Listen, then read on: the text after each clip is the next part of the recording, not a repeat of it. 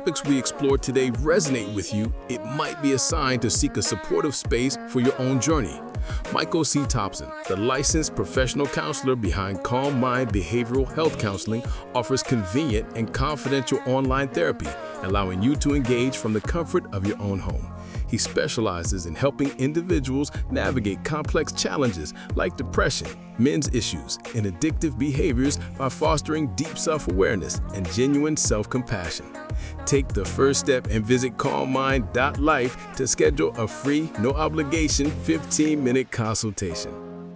Hello and welcome to the Mindful Insights Podcast. I'm Charlie Michaels, here with my wonderful co-host, Michelle Thomas. It's great to be here, Charlie. We recently received an email that really underscored the importance of these conversations.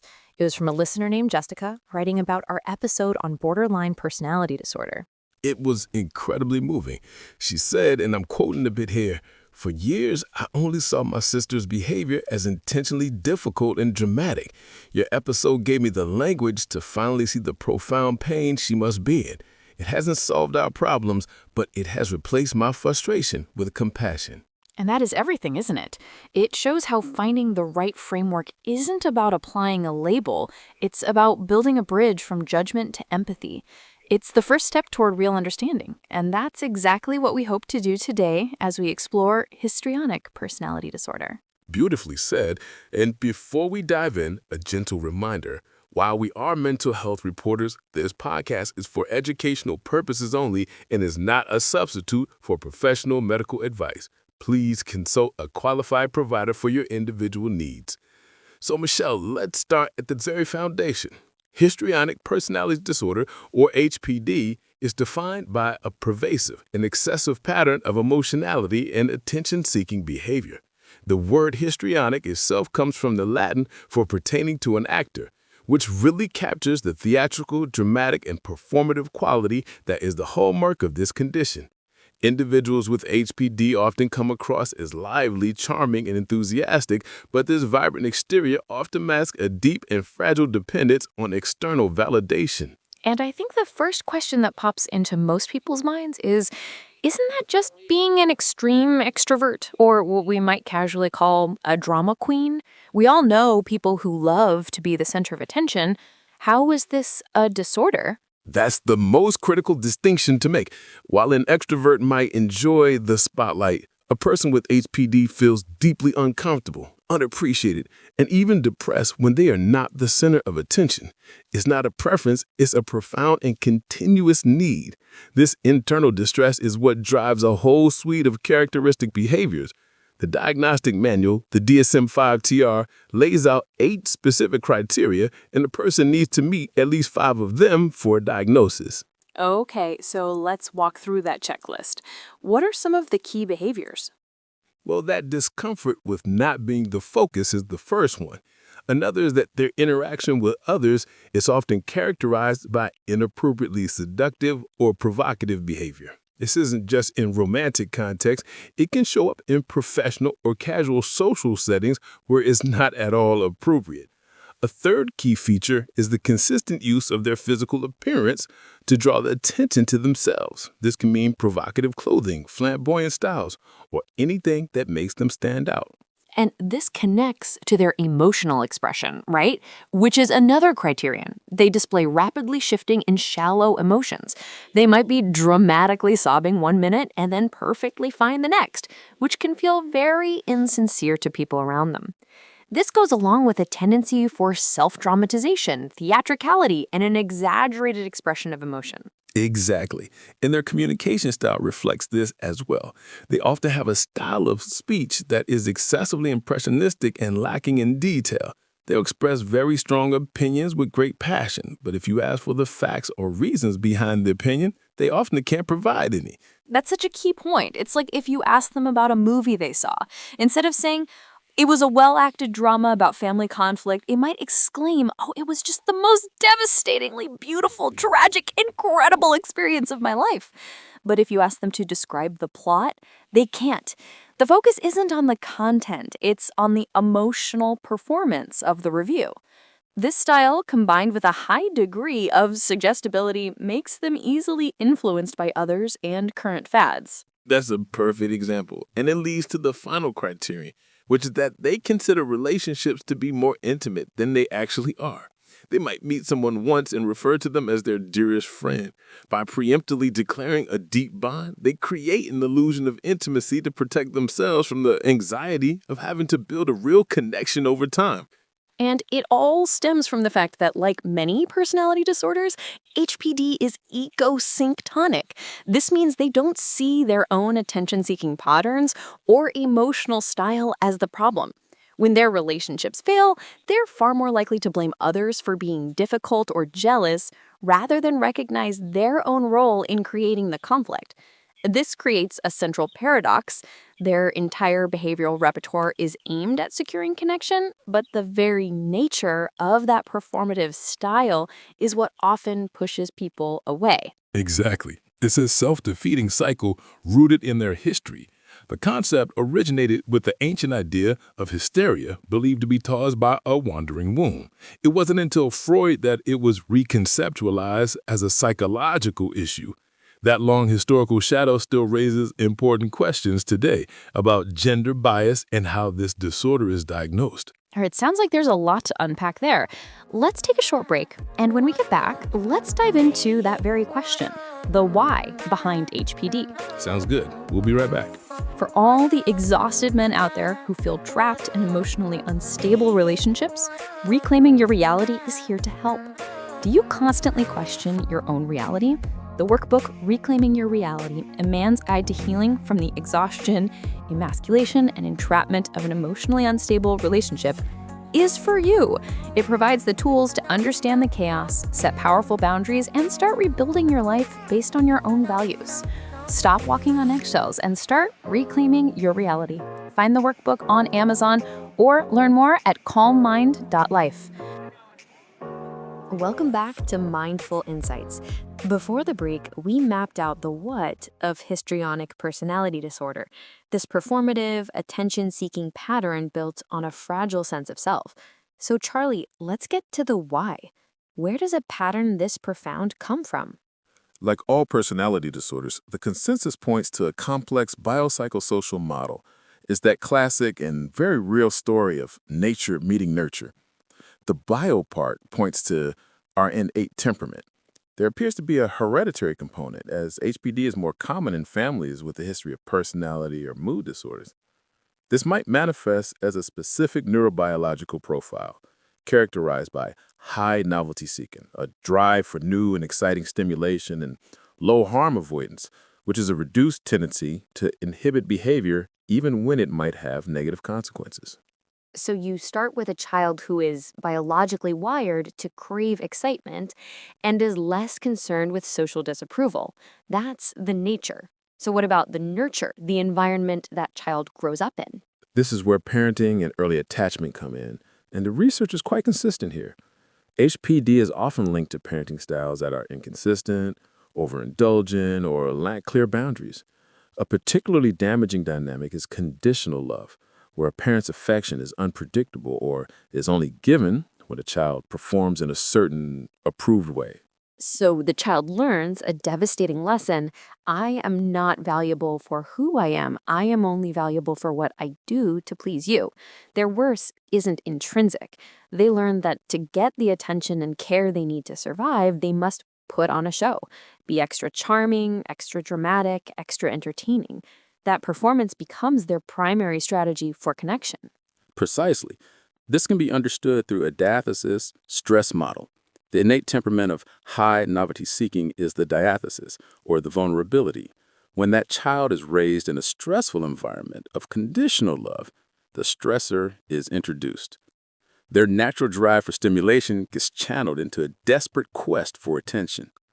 Dramatic and seductive displays become the only reliable way to get that need met, and this pattern, reinforced over years, becomes an ingrained part of their personality.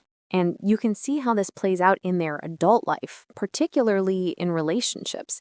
They might initially dazzle a new partner with that charm and vivacity, but achieving real intimacy is difficult because the focus is always on the performance, not on genuine connection. The partner can become exhausted by the constant need for attention and the emotional trauma, leading to a painful cycle of conflict and breakups. And it's not just romantic relationships. Friendships can be a real challenge as well. The inappropriately seductive style can be seen as a threat by same-sex friends, leading to alienation and mistrust. And this all has a huge impact on their professional lives. While they can have good social skills, that craving for novelty and the low tolerance for frustration makes it hard to stick with routine tasks. They might start projects with great enthusiasm but lose interest quickly, leading to a pattern of frequent job changes. And this gets to the core of their internal experience. I think a powerful way to understand it is to imagine their sense of self as a beautiful, vibrant kite. It can soar and dance and capture everyone's attention, but it has absolutely no ability to fly on its own. It is entirely dependent on an external force, the wind of other people's attention. When the wind dies down, when no one is watching, the kite doesn't just gently float, it collapses to the ground, inert. That constant thrill-seeking is a desperate flight from that collapse, a frantic search for the next gust of wind to feel alive. That's a powerful and deeply compassionate way to frame it. It's not a choice. It's a strategy to manage an unbearable internal state. Let's take a short break, and when we come back, we'll discuss how to distinguish HPD from its clinical neighbors and what treatment looks like. Are you looking for a novel with characters that feel real enough to touch? And a romance that's as complicated as it is compelling? Anger's Bitch by Michael C. Thompson offers just that.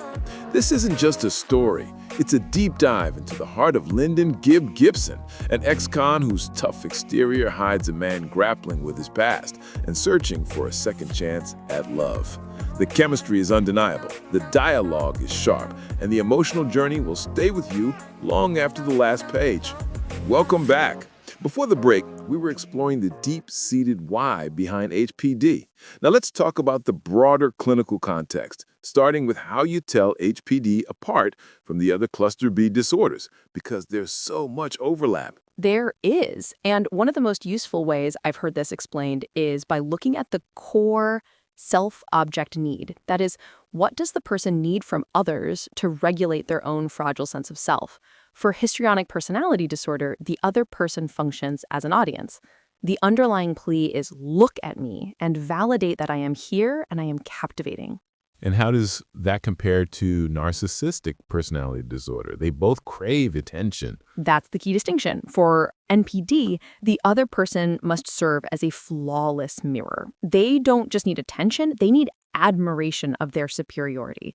The demand is look at me and admire my inherent greatness. For borderline personality disorder, the other person is a vital anchor. The desperate cry is, do not leave me because I need you in order to exist.